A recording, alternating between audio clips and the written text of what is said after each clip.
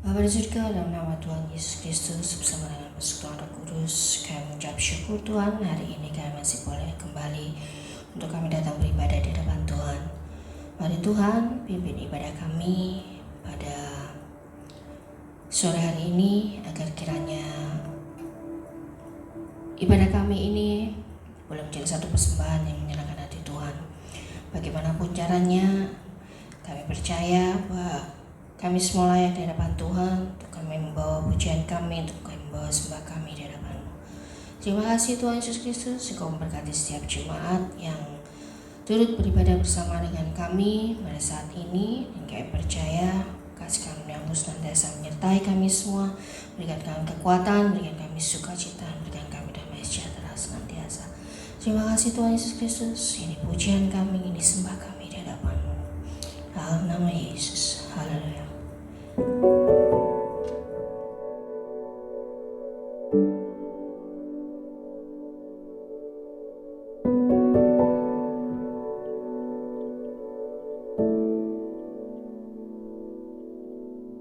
Hanya Kau tempatku berlindung,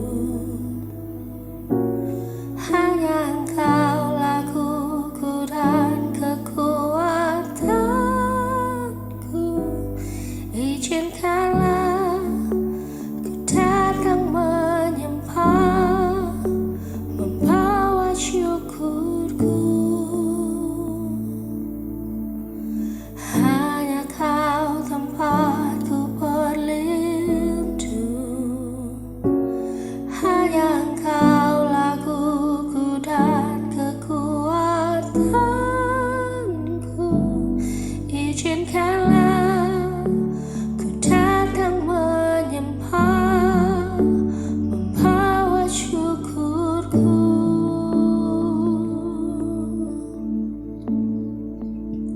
Sedalamnya hatiku Kau pun tahu, dan kasih-Mu tak jauh dalam jiwaku.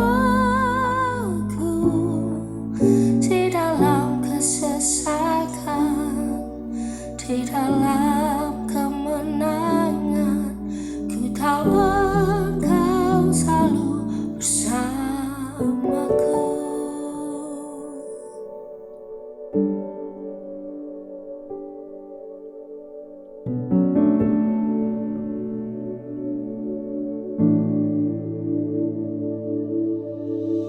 Hanya Kau tempatku berlindung, hanya Engkau lakuku dan kekuatanku.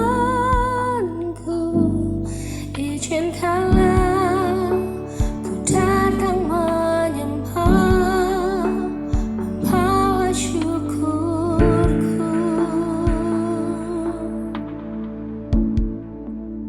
Sedalamnya hatiku Kau pun tahu,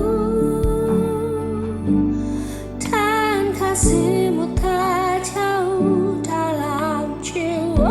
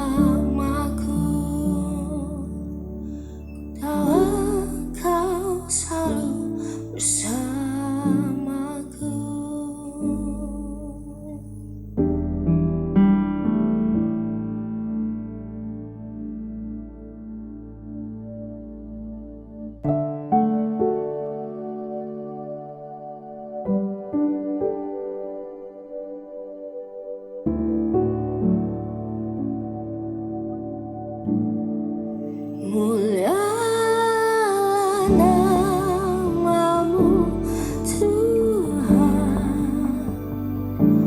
dan ajaib karyamu.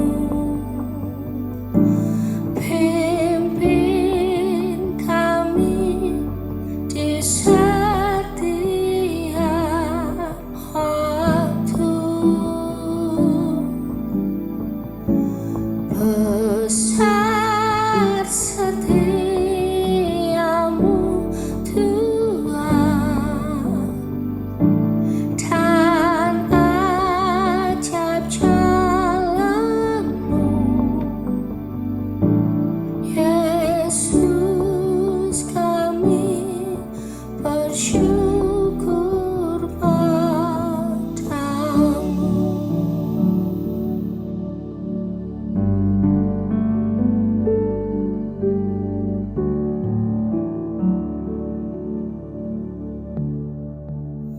Ajar kami, Bapa, menghitung hari-hari, agar kami beroleh hati bijaksana.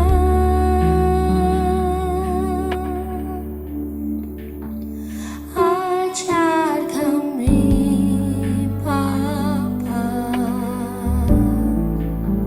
hidup dalam jalan-Mu, agar semua rencana-Mu dikenapi.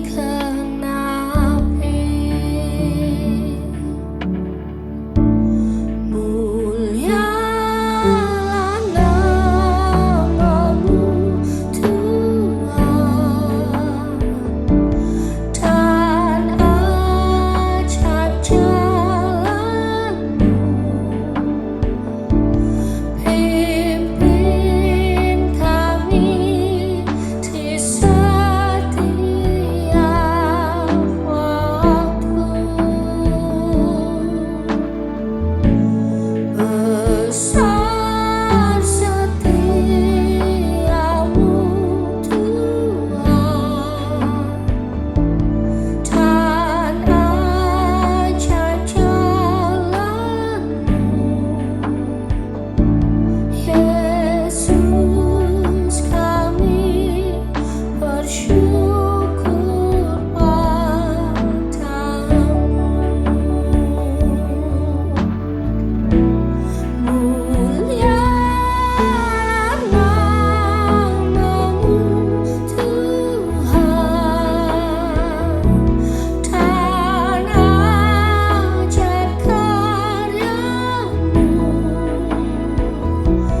Pimpin kami di setiap waktu. Besar setiamu Tuhan, dan ajaib jalanmu. Yesus, kami bersyukur padamu.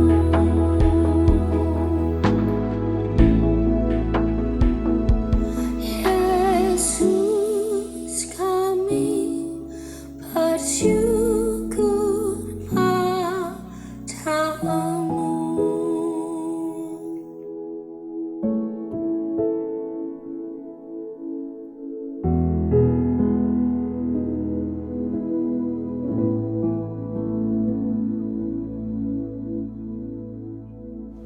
Shalom saudara-saudara, firman Tuhan sore hari ini akan disampaikan oleh saudara Yosef. Shalom semuanya, puji nama Tuhan. Saya boleh melayani Bapak Ibu saudara sekalian dalam ibadah online. Saya berharap Bapak Ibu tetap bersuka cita, dan saya berdoa Bapak Ibu diberikan kekuatan, kesehatan yang daripada Tuhan, perlindungan yang sempurna, dan Bapak Ibu tetap melayani Tuhan. Pada hari ini, topik khotbah saya adalah sikap hamba yang benar.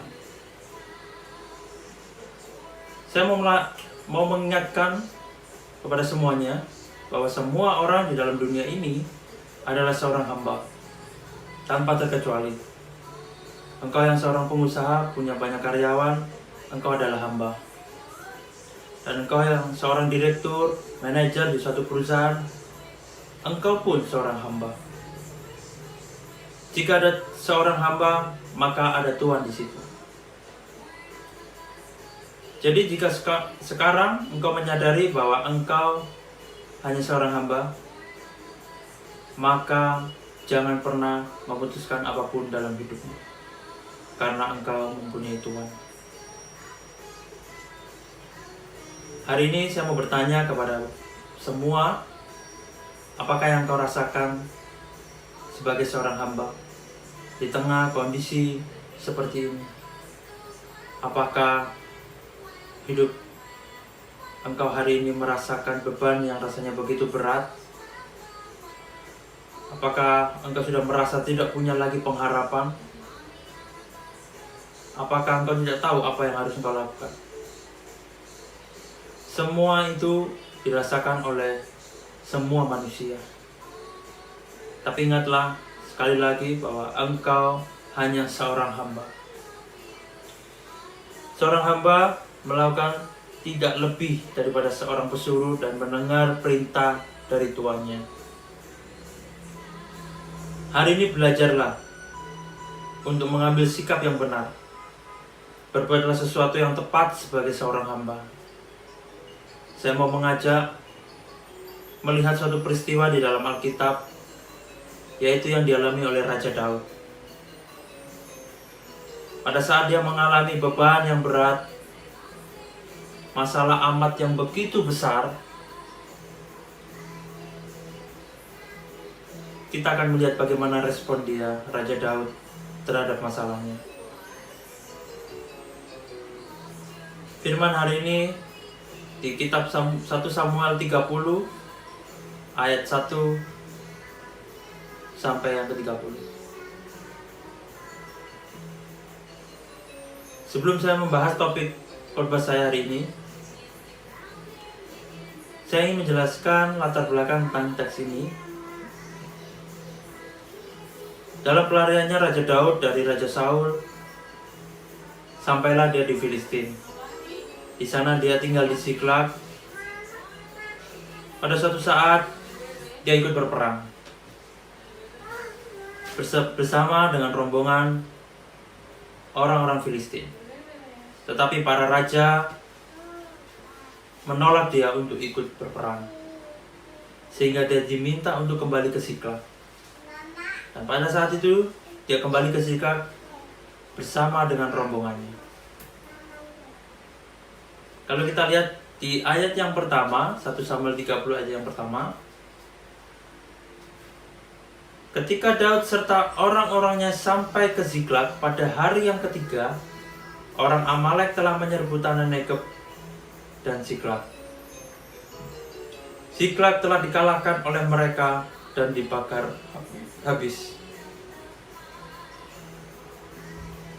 Perempuan-perempuan, ayat yang kedua, dan semua orang yang ada di sana, tua dan muda, telah ditawan mereka. Dengan tidak membunuh seorang pun, mereka menggiring sekaliannya, kemudian meneruskan perjalanannya.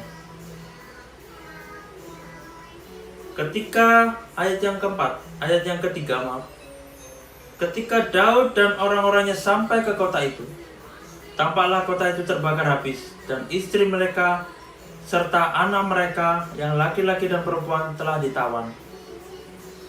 Ayat yang keempat, lalu menangislah Daud dan rakyat yang bersama-sama dengan dia itu dengan nyaring, sampai mereka tidak kuat lagi menangis. Yang pertama, Daud melihat kotanya telah dibakar oleh orang Amalek. Yang kedua, orang-orang yang dikasihnya telah diambilnya daripadanya dan dibawa pergi oleh orang-orang Amalek. Dan respon dia yang pertama, dia menangis begitu kencangnya. Alkitab mengatakan dengan nyaring dia menangis. Dalam terjemahan lainnya, mereka tidak punya kekuatan lagi untuk menangis. Semua kekuatannya habis hanya untuk meratapi masalahnya dan menangisi semua yang hilang daripadanya. Kemudian kalau kita lihat di ayat yang ke-6, dan Daud sangat terjepit karena rakyat mengatakan hendak melempari dia dengan batu. Kalau kita lihat di bagian pertama ayat yang ke-6, belum selesai masalah yang pertama, muncul lagi masalah yang kedua. Daud mau dilempari oleh rakyatnya.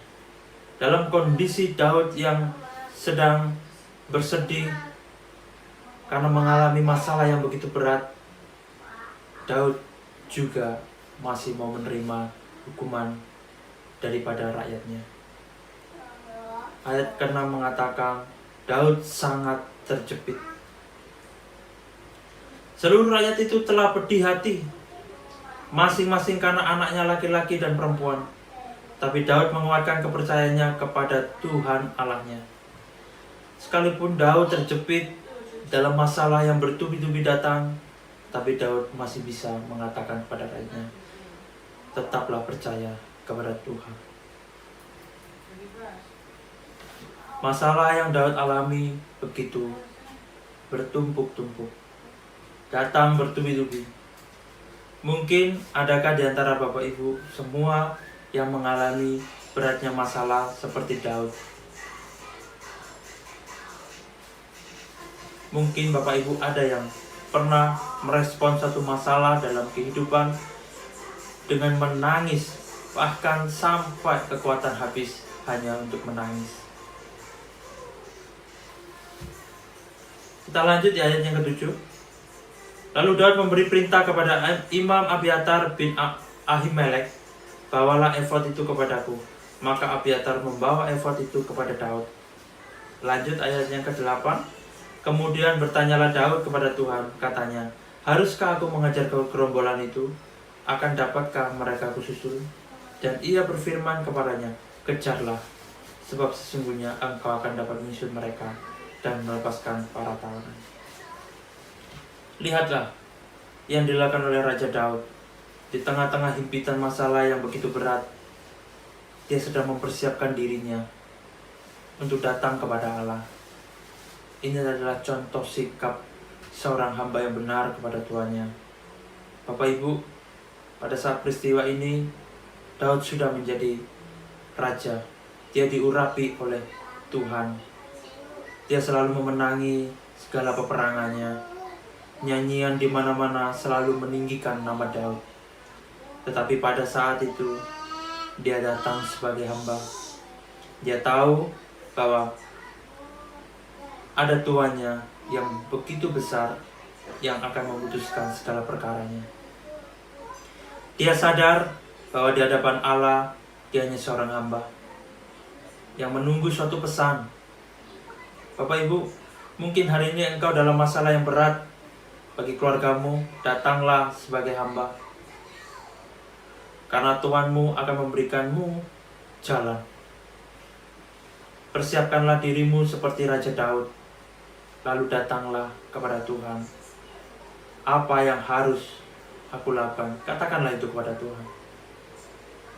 Maka jika engkau datang dengan hati yang sungguh-sungguh, engkau akan mendengar suara Tuhan. Dan saat itulah engkau akan menerima kekuatan dan jalan kemenangan. Kalau kita melihat terus di ayat yang ke-11, kemudian mereka menemui seorang Mesir di padang lalu membawanya kepada Daud. Mereka memberi dia roti, lalu makanlah ia, kemudian mereka memberi dia minum air. Bapak Ibu, di tengah masalahnya, pada waktu itu Daud belum menemukan apa yang dia dapat, apa yang dia inginkan. tetapi dia menunjukkan kasih kepada orang lain. Begitu juga engkau hari ini. Engkau yang masih mungkin dalam pergumulan masalahmu dan belum mendapatkan jawaban dari setiap doamu.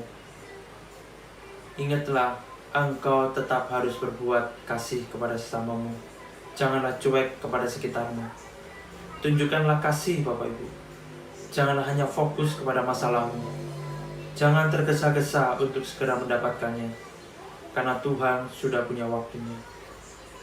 Sebagai seorang hamba, harus menjadi seorang yang penuh kasih kepada sekitar. Jangan menjadi hamba Tuhan yang apatis, tidak punya simpati dan empati kepada sesama. Kemudian di ayat yang ke-19, ini adalah puncak daripada perjalanan Daud dan ketaatan, kesetiaan Daud sebagai seorang hamba.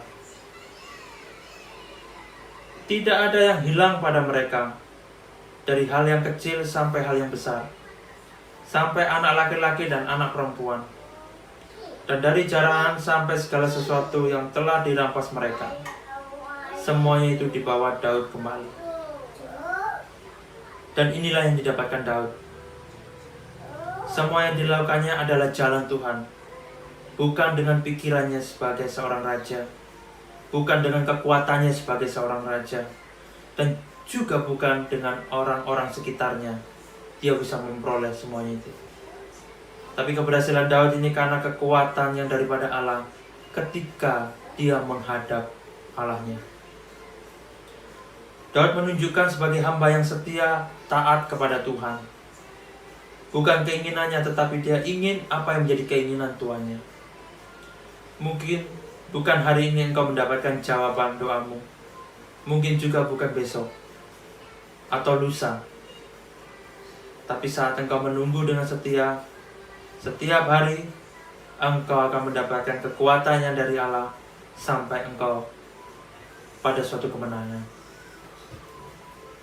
Saya ingin mengingatkan kembali kepada Bapak Ibu Saudara sekalian bahwa engkau punya Tuhan, dan Tuhanmu adalah Tuhan Yesus Kristus. Dia adalah Tuhan yang selalu benar. Keputusannya membawa engkau dalam kemenangan, dan Dia selalu ada dan mendengar setiap permasalahanmu. Biarlah Pak, pagi hari ini kita belajar menjadi seorang hamba dan punya sikap hamba yang benar. Kita taat dan setia kepada Tuhan, yaitu di dalam nama Yesus. Biarlah firman ini dapat memberkati Bapak Ibu Saudara sekalian yang mendengarkan, dan mari kita berdoa. Kami mengucap syukur untuk hari ini, untuk firman yang sudah kami dengar Tuhan. Biarlah kami mau belajar seperti Raja Daud, menjadi seorang hamba. Kami memiliki sikap yang benar, kami mau taat dan setia kepadamu Tuhan. Biarlah jalan-Mu yang ada pada kami, bukan keinginan-keinginan kami ini sebagai manusia Tuhan. Biarlah Engkau menuntun kami kepada jalan kemenangan itu Tuhan. Terima kasih Yesus, kami mau belajar setiap hari menjadi hamba yang benar di hadapan-Mu dan layak di hadapan-Mu Tuhan. Tuhan, kami mau berdoa untuk semua umat-Mu Tuhan yang mendengar firman ini. Biarlah mereka yang sakit Engkau jamah, Engkau sembuhkan Tuhan. Dan mungkin ada pergumulan masalah dalam keluarga, perekonomian, semuanya Tuhan yang mereka alami. Engkau berikan mereka kekuatan untuk bisa mereka terus taat dan setia kepadamu Tuhan. Biarlah mereka dengan setia menunggu pada sampai dia menerima suatu kemenangan daripada. Terima kasih Tuhan, Kau memberkati kami semua. Kami ucap syukur. Haleluya. Amin.